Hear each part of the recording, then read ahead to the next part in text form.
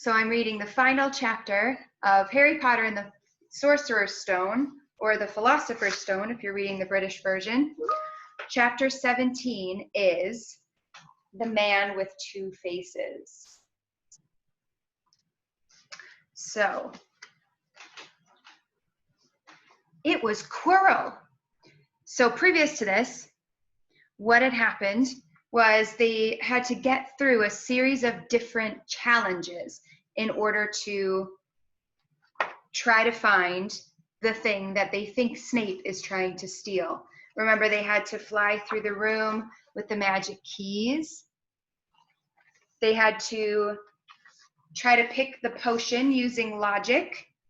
And they had to play wizard's chess as well, where they had to be the pieces, which was quite dangerous. And now they're in the final, well, it's just Harry now, in the final chamber. And he realizes that it's not Snape there, it's Professor Quirrell instead. It was Quirrell. You, gasped Harry. Quirrell smiled. His face wasn't twitching at all. Me, he said calmly. I wonder whether I'd be meeting you here, Potter. But I thought, Snape, Severus. Quirrell laughed, and it wasn't his usual quibbling treble either, but cold and sharp. Yes, Severus does seem the type, doesn't he? So useful to have him swooping around like an overgrown bat. Next to him, who would suspect poor, stuttering Professor Quirrell? Harry couldn't take it in. This couldn't be true. It couldn't. But Snape tried to kill me. No, I tried to kill you. Your friend Miss Granger accidentally knocked me over as she rushed to set fire to Snape at that Quidditch match. She broke my eye contact with you, and in another few seconds, and I would have got you off that broom. I'd have managed it before then if Snape hadn't been muttering a counter curse trying to save you. Snape was trying to save me? Of course, said Quirrell coolly. Why do you think he wanted to referee your next match? He was trying to make sure I didn't do it again. Funny, really. He needn't have bothered. I couldn't do anything with Dumbledore watching. All the other teachers thought Snape was trying to stop Gryffindor winning. He did make himself unpopular. What a waste of time, when after all, I'm going to kill you tonight. Quirrell snapped his fingers. Ropes sprang out of thin air and wrapped themselves tightly around Harry. You're too nosy to live, Potter. Scurrying around the school at Halloween like that. For all I knew, you'd see me come in to look at what was guarding the stone. You let the troll in?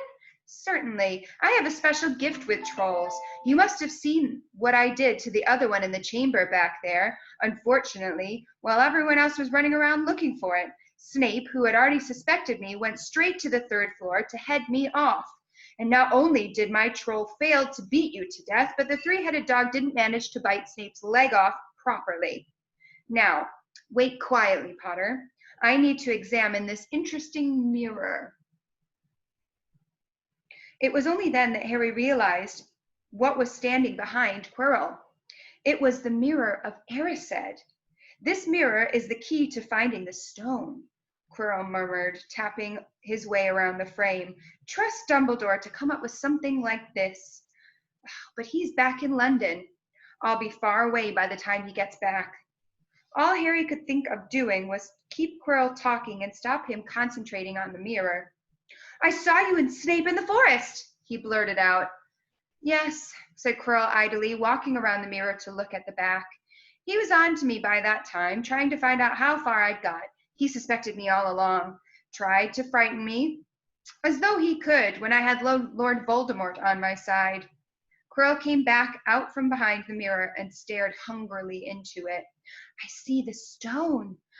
I'm presenting it to my master, but where is it? Harry struggled against the ropes binding him, but they didn't give. He had to keep Quirrell from giving his whole attention to the mirror. But Snape always seems to hate me so much. Yeah, he does, said Quirrell casually. Heavens, yes. He was at Hogwarts with your father, did you know? They loathed each other, but he never wanted you dead. But I heard you a few days ago sobbing. I thought Snape was threatening you. For the first time, a spasm of fear flitted across Quirrell's face. Sometimes, he said, I find it hard to follow my master's instructions. He's a great wizard and I am weak. You mean he was there in the classroom with you? Harry gasped. He is with me wherever I go, said Quirrell quietly. I met him when I traveled around the world. A foolish young man I was then, full of ridiculous ideas about good and evil. Lord Voldemort showed me how wrong I was. There is no good in evil, there is only power, and those too weak to seek it. Since then, I have served him faithfully, although I have let him down many times. He has been very hard on me. Quirrell shivered suddenly. He does not forgive mistakes easily. When I failed to steal the stone from Gringotts, he was most displeased. He punished me, decided he would have to keep a closer watch on me. Quirrell's voice tailed away. Harry remembered his trip to Diagon Alley. How could he have been so silly? He'd seen Quirrell there that very day and shaken hands with him in the Leaky Cauldron. Quirrell cursed under his breath. I don't understand. Is the stone inside the mirror? Should I break it? Harry's mind was racing. What I want more than anything else in the world at the moment, he thought, is to find the stone before Quirrell does. So if I look into the mirror, I should see myself finding it, which means I'll see where it's hidden. But how can I look without Quirrell realizing what I'm up to? He tried to edge to the left to get in front of the glass without Quirrell noticing, but the ropes around his ankles were too tight to move. He tripped and he fell over. Quirrell ignored him. He was still talking to himself. What does this mirror do? How does it work? Help me, Master. And to Harry's horror, a voice answered, and the voice seemed to be coming from Quirrell himself. Use the boy. Use the boy. Quirrell rounded on Harry. Yes, Potter, come here. He clapped his hands once, and the rope binding Harry fell off. Harry got slowly to his feet. Come here, Quirrell repeated. Look into the mirror and tell me what you see. Harry walked towards him. I must lie, he thought desperately. I must look and lie and tell about what I see, and that's all. Quirrell moved close behind him. Harry breathed in the funny smell that seemed to be coming from Quirrell's turban. He closed his eyes, stepped in front of the mirror, and then opened them again. He saw his reflection, pale and scared looking at first, but a moment later the reflection smiled at him. It put its hand into its pocket and pulled out a blood-red stone. It winked and put the stone back in his pocket, and as it did, Harry felt something very heavy drop into his real pocket. Somehow, incredibly, he'd got the stone. Well, said Quirrell impatiently, what do you see? Harry screwed up his courage. I see myself shaking hands with Dumbledore, he invented. I've won the house cup for Gryffindor. Quirrell cursed again. Get out of the way, he said. As Harry moved aside, he felt the sorcerer's stone against his leg. Did he dare make a break for it? But he hadn't walked 5 paces before a high voice spoke, though Quirrell wasn't moving his lips. He lies! He lies! Potter, come back here, Quirrell shouted. Tell me the truth. What did you see? The high voice spoke again. Let him speak to me, face to face. Master, you are not strong enough. I have strength enough for this. Harry felt as if Devil's Snare was rooting him to the spot. He couldn't move a muscle. Petrified, he watched as Quirrell reached up and began to unwrap his turban. What was going on? The turban fell away. Quirrell's head looked strangely small without it. Then he turned slowly on the spot. So that's the back of Quirrell's turban. Can you see what or who is peeking out of there? Oh my goodness. Harry would have screamed, but he couldn't make a sound. Where there should have been a back to Quirrell's head, there was a face, the most terrible face that Harry had ever seen. It was chalk white with glaring red eyes and slits for nostrils like a snake. Harry Potter, it whispered. Harry tried to take a step backwards, but his legs wouldn't move. See what I have become, the face said, mere shadow and vapor. I have form only when I share another's body. But there have always been those willing to let me into their hearts and their minds. Unicorn blood has strengthened me these past weeks. You saw faithful Quirrell drinking it for me in the forest. And once I have the elixir of life, I will be able to create a body of my own. Now, why don't you give me the stone that's in your pocket? So he knew. The feeling suddenly surged back into Harry's legs. He stumbled backwards. Don't be a fool, snarled the face. Better save your own life and join me, or you'll meet the same end as your parents. They died begging for mercy. Liar, shouted Harry suddenly. Quirrell was walking backwards at him so that Voldemort could still see him. The evil face was now smiling. How touching, it hissed. I always valued bravery. Yes, boy, your parents were brave. I killed your father first, and he put up a courageous fight. But your mother needn't have died. She was trying to protect you. Now give me the stone, unless you want her to have died in vain. Never! Harry sprung towards the flame door, but Voldemort screeched, Seize him! And the next second, Harry felt Quirrell's hands close on his wrist. At once, a needle-sharp pain seared across Harry's scar. His head felt as though it was going to split in two, and he yelled in pain, struggling with all of his might, and to his surprise, Quirrell let go. The pain in his head lessened. He looked around wildly to see where Quirrell had gone and saw him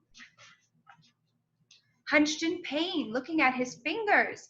They were blistering before his eyes. Seize him, shrieked Voldemort again, and Quirrell lunged, knocking Harry clean off his feet, landing on top of him, both hands around Harry's neck. Harry's scar was almost blinding him with pain. Yet he could see Quirrell howling in agony too. Master, I cannot hold him! My hands! And Quirrell, though pinning Harry to the ground with his knees, let go of his neck and stared bewildered at his own palms. Harry could see they looked burnt, raw, red, and shiny. Then kill him, fool, and be done, screeched Voldemort. Quirrell raised his hands to perform a deadly curse, but Harry, by instinct, reached up and grabbed Quirrell's face. Ah! Quirrell rolled off him, his face blistering too, and then Harry knew Quirrell couldn't touch his bare skin, not without suffering terrible pain. His only chance was to keep hold of Quirrell, keep him in enough pain to stop him from doing the curse. Harry jumped to his feet, caught Quirrell by the arm, and hung on as tight as he could. Quirrell screamed and tried to throw Harry off. The pain in Harry's head was building. He couldn't see. He could only hear Quirrell's terrible shrieks and Voldemort's yells of, Kill him! Kill him! And other voices, maybe in Harry's own head, crying, Harry! Harry! He felt Quirrell's arm wrenched from his grasp. He knew all was lost and fell into the blackness, down, down, down. There was something gold glinting just above him. The snitch! He tried to catch it, but his arms were too heavy. He blinked. It wasn't the snitch at all. It was a pair of glasses. How strange. He blinked again. The smiling face of Albus Dumbledore swam into view above him. Good afternoon, Harry, said Dumbledore. Harry stared at him. Then he remembered. Sir, the stone! It was Quirrell! He's got the stone, sir, quick! Calm yourself, dear boy. You are a little behind the times, said Dumbledore. Quirrell does not have the stone. Then who does? Sir, Harry, please relax, or Madame Pomfrey will have me thrown out. Harry swallowed and looked around him. He realized he must be in the hospital wing. He was lying in a bed with white linen sheets, and next to him was a table piled high with what looked like half of the sweet shop. "Tokens from your friends and admirers," said Dumbledore, beaming. "What happened down in the dungeons between you and Professor Quirrell is a complete secret, so naturally the whole school knows. I believe your friends, Misters Fred and George Weasley, were responsible for trying to send you a lavatory seat," meaning a toilet seat. "No doubt they thought it would amuse you. Madame Pomfrey, however, felt it might not be very hygienic, very clean, and confiscated it. How long have I been here? 3 days. Mr. Ronald Weasley and Miss Granger will be most relieved you have come round. They have been extremely worried." "But, sir, the stone—" "I see. You are not to be distracted. Very well, the stone. Professor Quirrell did not manage to take it from you. I arrived in time to prevent that, although you were doing very well on your own, I must say." "You got there? You got Hermione's owl?" "We must have crossed in midair. No sooner had I reached London than it became clear to me that the place I should be was the one I had just left. I arrived just in time to pull Quirrell off of you." "It was you!" "I feared I might be too late." "You nearly were. I couldn't have kept him off the stone for much longer." "Not the stone, boy. You. The effort involved nearly killed you. For one terrible moment I was afraid it had. As for the stone, it has been destroyed." "Destroyed?" said Harry blankly. "But your friend, Nicholas Flamel." "Oh, you know about Nicholas?" said Dumbledore, sounding quite delighted. "You did do the thing properly, didn't you? Well, Nicholas and I have had a little chat and agreed it's for the best." "But that means that he and his wife will die, won't they?" "They have enough elixir stored to set their affairs in order, and then yes, they will die." Dumbledore smiled at the look of amazement. He smiled at the look of amazement on Harry's face. "To one as young as you, I am sure it seems incredible, but to Nicholas and Perenelle, it really is like going to bed after a very, very long day. After all, to the well-organized mind, death is but the next great adventure. You know, the stone was really not such a wonderful thing. As much money and life as you could want. The two things most humans would choose above all. The trouble is, humans do have a knack of choosing precisely the things which are worst for them." Harry lay there, lost for words. Dumbledore hummed a little and smiled at the ceiling. "Sir," said Harry, "I've been thinking. Sir, even if the stone is gone, you know who." "Call him Voldemort, Harry. Always use the proper name for things. Fear of a name increases fear of the thing itself." "Yes, sir. Well, Voldemort's going to try other ways of coming back, isn't he? He hasn't gone for good, has he?" "No, Harry, he has not. He's still out there somewhere, perhaps looking for another body to share. Not being truly alive, he cannot be killed. He left Quirrell to die. He shows just as little mercy to his followers as his enemies. Nevertheless, Harry, while you may have only delayed his return to power, it will merely take someone else who is prepared to fight what seems a losing battle next time. And if he is delayed again and again, why, he may never return to power." Harry nodded, but stopped quickly because it made his head hurt. Then he said, "Sir, there are some other things I'd like to know, if you can tell me, things I want to know the truth about." "The truth," Dumbledore sighed.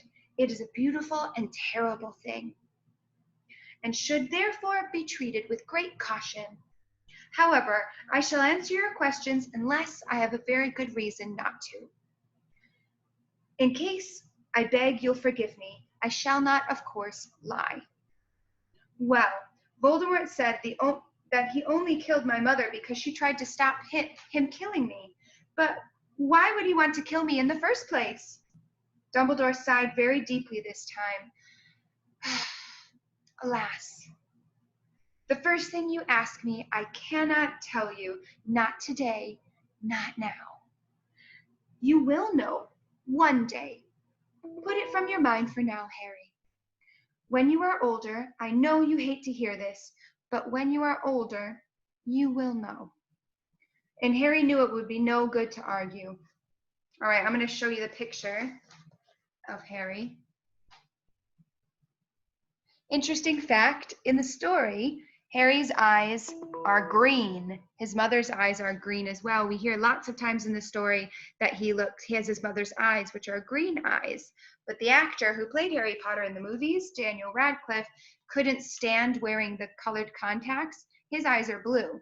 And to change his eyes to green, he was going to try to put the contacts in, but his eyes couldn't stand them. They would water and it just didn't look very good. So they decided they would just have to go with blue eyes during the movies. But why couldn't Quirrell touch me? Your mother died to save you. If there is one thing Voldemort cannot understand, it is love. He didn't realize that love as powerful as your mother's, for you, leaves its own mark. Not a scar, not a visible sign. To have been loved so deeply, even though the person who loved us is gone, will give us some protection forever.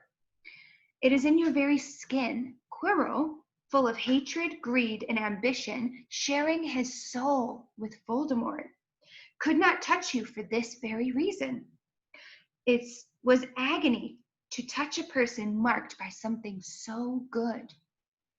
Dumbledore now became very interested in a bird outside the window, which gave Harry time to dry his eyes on the sheet.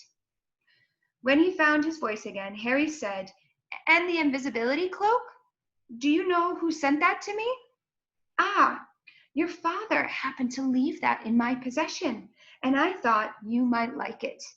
Dumbledore's eyes twinkled. "Useful things?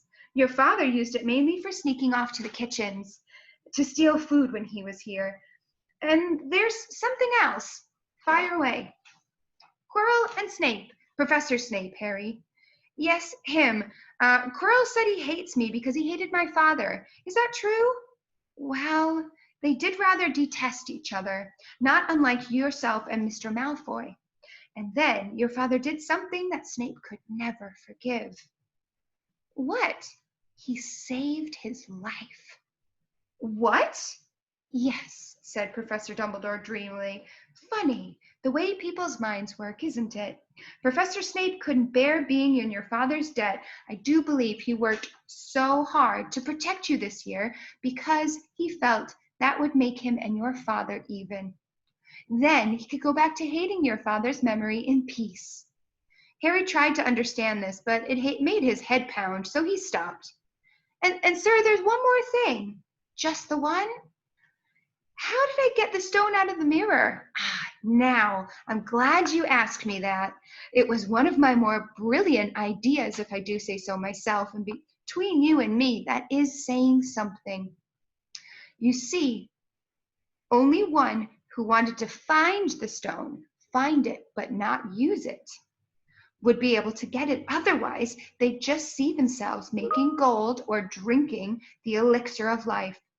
My brain surprises even me sometimes. Now, enough questions. I suggest you make a start on those sweets.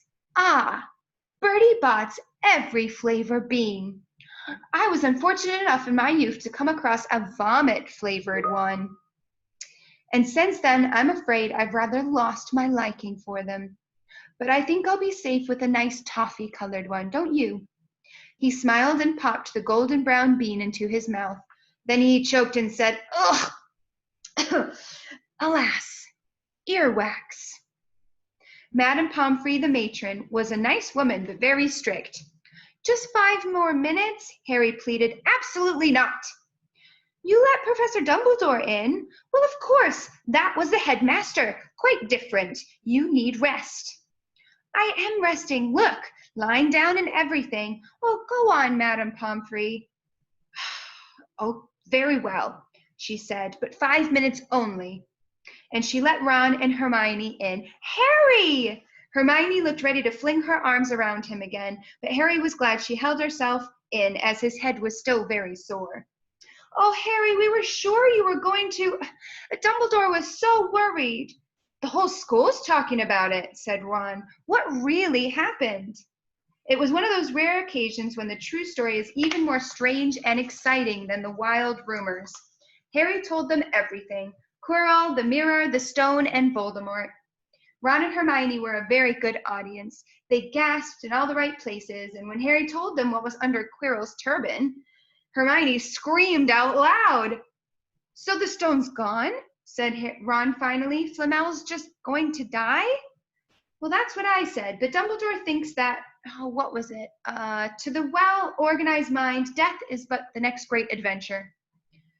I always said he was off his rocker, said Ron, looking quite impressed at how mad his hero was. So what happened to you two? Said Harry.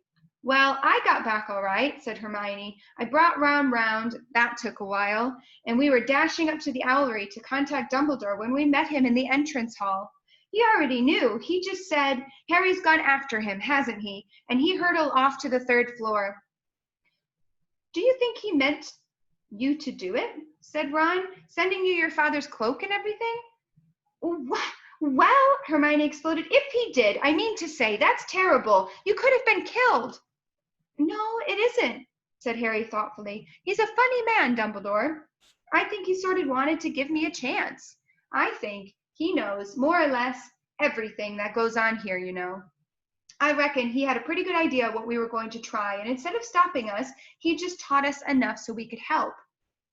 I don't think it was an accident he let me find out about how the mirror worked. It's almost like he thought I had the right to face Voldemort if I could. Yeah, Dumbledore's barking all right, said Ron proudly. Listen, you've got to be up for the end of your feast tomorrow. The points are all in, and Slytherin has won the House Cup, of course. You missed the last Quidditch match, and we were steamrolled by Ravenclaw without you, but the food will be good. At that moment, Madame Pomfrey bustled over. You've had nearly 15 minutes now, out, she said firmly. After a good night's sleep, Harry felt nearly back to normal. I want to go to the feast, he told Madame Pomfrey as she straightened his many sweet boxes. I can, can't I? Professor Dumbledore says you are to be allowed to go, she said stiffly, as though in her opinion, Professor Dumbledore didn't realize how risky feasts could be. And you have another visitor. Oh, good, said Harry. Who is it?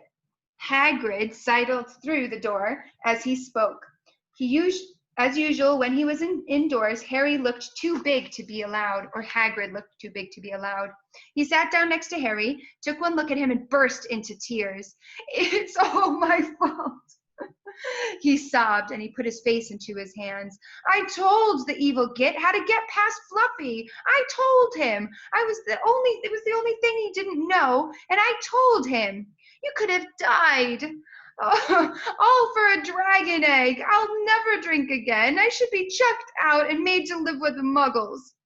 Hagrid, said Harry, shocked to see Hagrid shaking in grief and remorse, great tears leaking down his beard. Hagrid, he'd have found out somehow. This is Voldemort we're talking about. He'd have found out even if you hadn't told him. You could have died, sobbed Hagrid. And don't say his name. Voldemort, Harry bellowed, and Hagrid was so shocked he stopped crying. I met him, and I'm calling him by his name. So, please cheer up, Hagrid. We saved the stone. It's gone. He can't use it. Have a chocolate frog. I've got loads. Hagrid wiped his nose on the back of his hand and said, That reminds me. I've got you a present. Oh, it's not a stoat sandwich, is it? Said Harry anxiously, as the last time Hagrid had given him something very nasty indeed. Nah, Dumbledore gave me the day off yesterday to fix it. Of course, he should have sacked me instead. Anyway, I got you this. It seemed to be a handsome, leather-covered book. Harry opened it curiously. It was full of wizard photographs. Smiling and waving at him from every page were his mother and father. Sent owls off to all your parents' old school friends asking for photos. I knew you didn't have any. Do you like it? Harry couldn't speak, but Hagrid understood. Harry made his way down to the end-of-year feast alone that night. He had been held up by Madame Pomfrey fussing about, insisting on giving him one last checkup, so the great hall was already full. It was decked out in the Slytherin colors of green and silver to celebrate Slytherin's winning the House Cup for the 7th year in a row.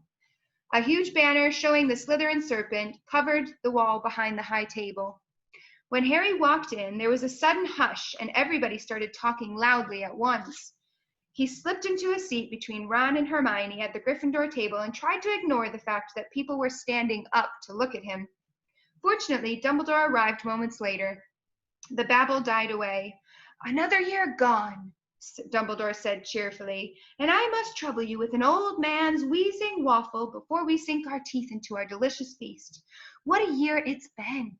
Hopefully your heads are all a little fuller than they were.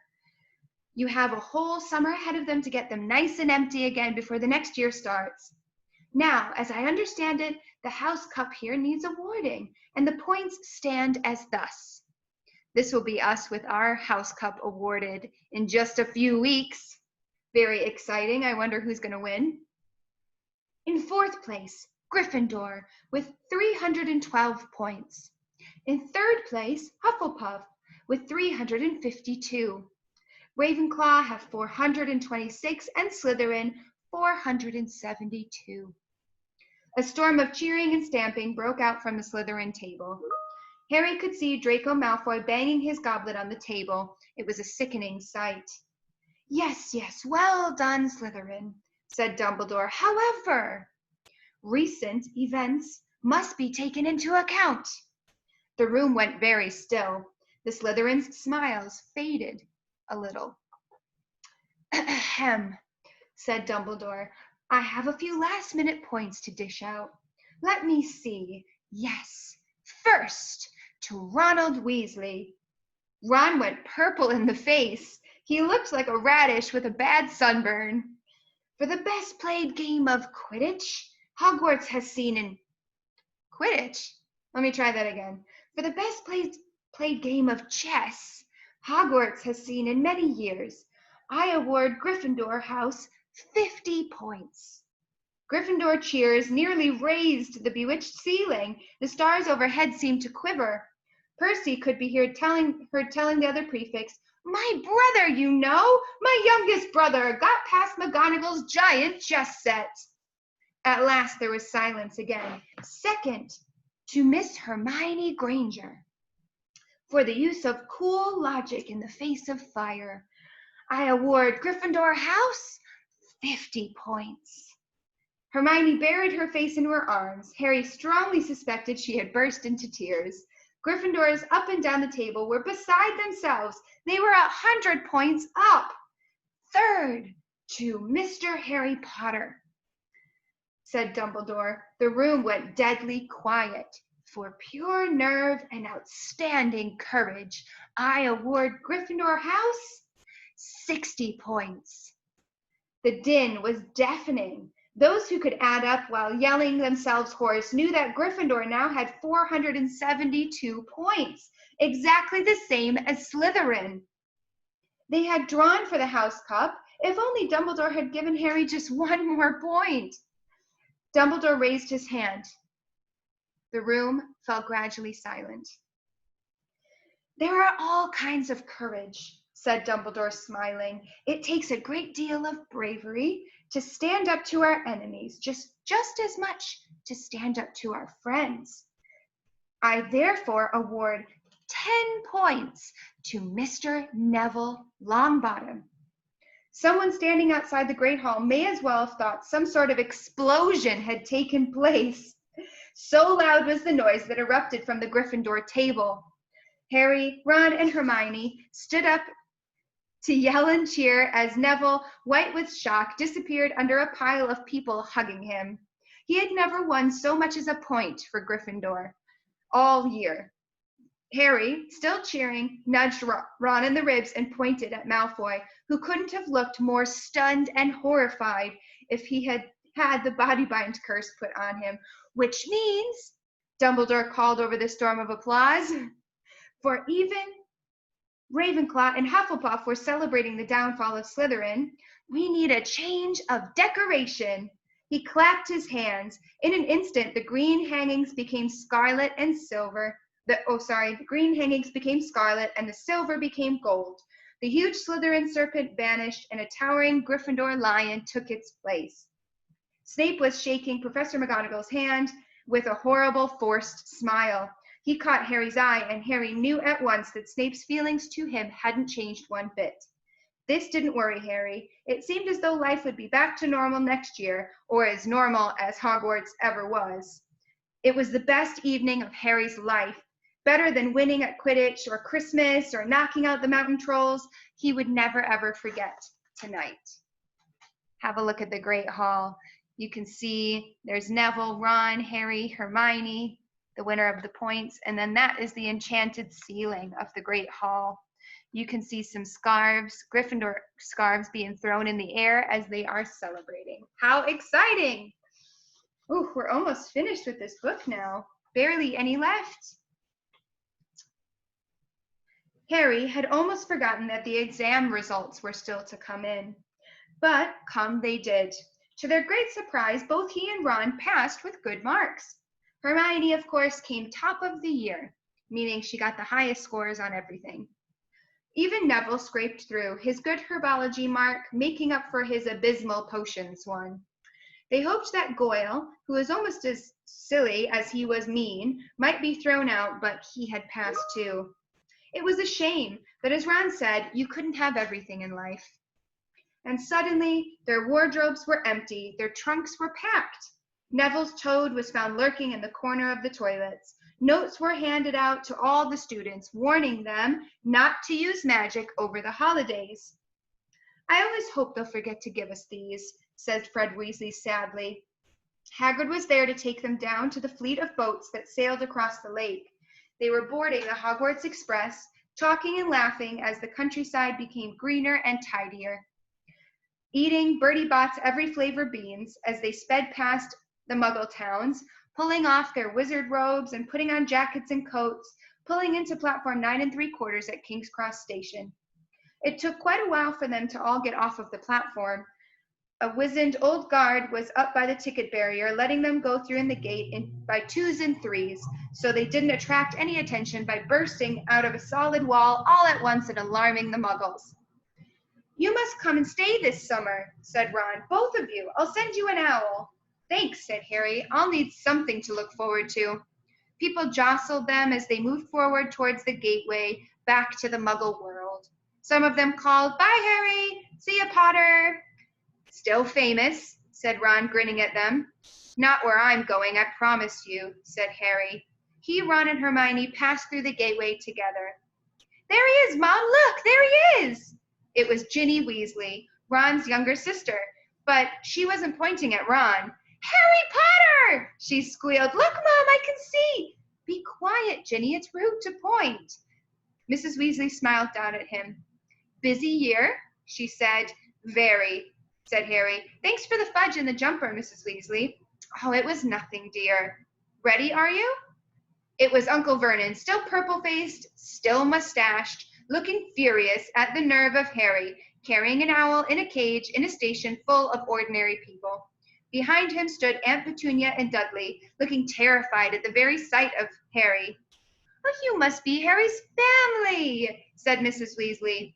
In a manner of speaking, said Uncle Vernon. Hurry up, boy. We haven't got all day. He walked away. Harry hung back for the last word with Ron and Hermione. I'll see you over the summer then? Hope you have a good holiday, said Hermione, looking uncertainly after Uncle Vernon, shocked that anyone could be so unpleasant. Oh, I will, said Harry, and they were surprised at the grin that was spreading over his face. They don't know I'm not allowed to use magic at home. I'm going to have a lot of fun with Dudley this summer. And here is one final picture of the Hogwarts castle at the end of this chapter. Well, thank you everybody for listening so carefully while I was reading. That is one of my favorite chapters in the book because there is so much excitement going on.